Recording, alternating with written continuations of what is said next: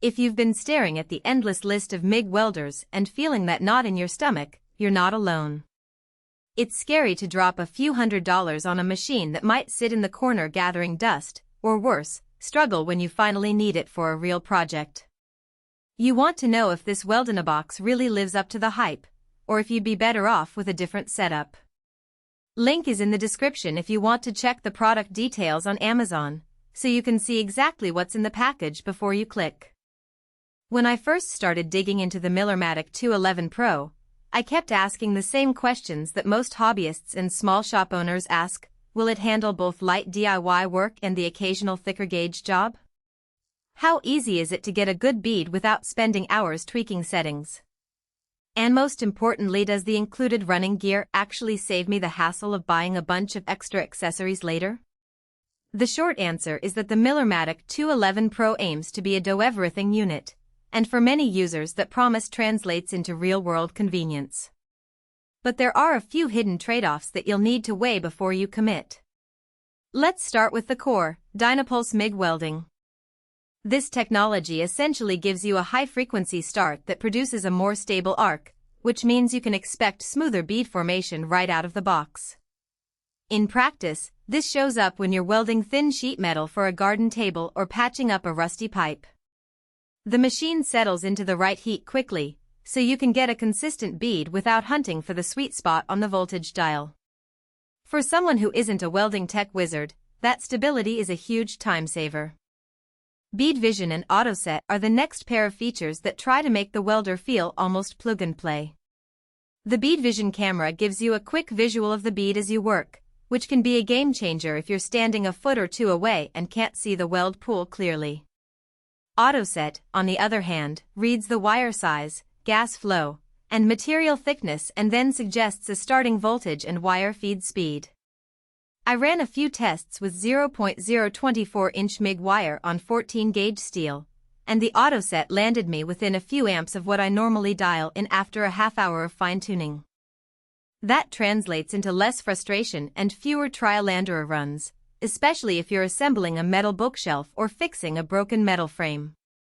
Now, the program memory and dual-voltage MVP, multi-voltage power, features are aimed at users who hop between job sites or need a bit more flexibility. You can store up to 3 different welding programs and recall them with a button press. That's handy if you have one set up for thin sheet metal, another for thicker plate, and a third for flux core welding. The dual voltage capability means you can run the welder on both 120V and 240V input, which is a relief in a garage that only has a standard household outlet. In my own setup, the ability to switch to 240V meant I could cut the welding time on an inch aluminum piece from 20 minutes to about 12, simply because the higher voltage gave me a more powerful arc. The spool gun and flux core readiness further expand the machine's versatility.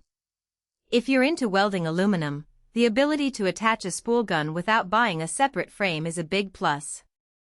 The factory-included spool gun fits snugly, and you can swap it out in under a minute.